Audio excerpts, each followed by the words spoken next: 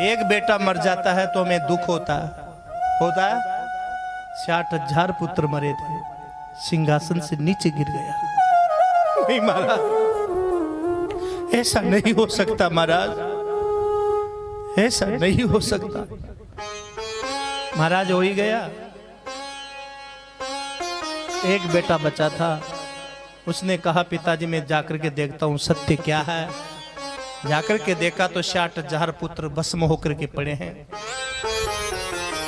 गुरुजी से प्रार्थना की, गुरुदेव मेरे भाई मर गए, भस्म हो गए, चिंता उस बात की नहीं है, लेकिन इनका कल्याण नहीं हुआ, ये सब पितृयोनि को प्राप्त हो गए, और जब तक मेरे पितरों का कल्याण मैं नहीं करूंगा तब तक मेरा कल्याण भी नहीं होगा।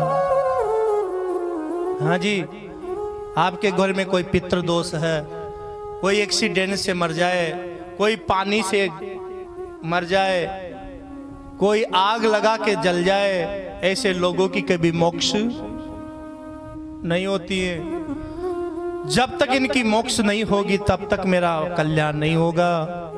गुरुदेव मैं क्या करूं? गुरुजी ने कहा बेटा आकाश में से गंगा आ जाए तो तेरे पुरखों का तारण हो जाए। गंगा का तप करो। गंगा का तप किया, जीवन बीत गया पर गंगा प्रसन्न नहीं हुई। अंशुमान के बाद में तपस्या असमंजस ने करी, पीढ़ी बीत गई, 2 पर गंगा प्रसन्न नहीं हुई। तीसरी पीढ़ी में तपस्या करी साहब, किसने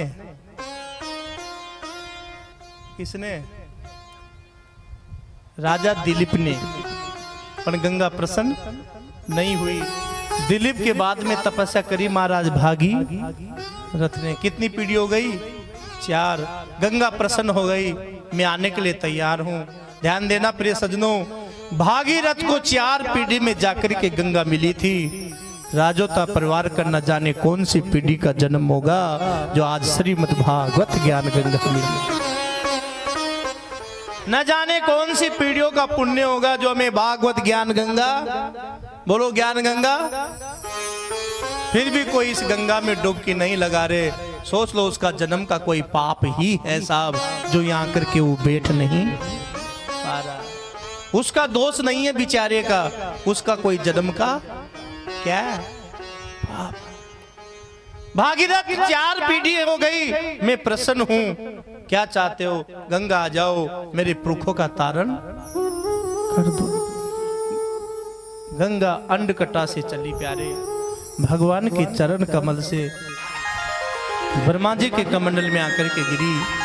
ब्रह्मा जी के कमंडल से चली तो गंगा मैया शंकर भगवान की जटा में आके गिरी। शंकर जी ने जटा का विस्तार बढ़ाया,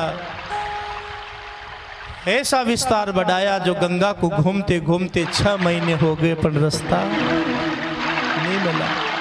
भागीरथ जी ने कहा महाराज मेरे पुरखों के लिए लाया हूं, आपके लिए नहीं, छोड़ो।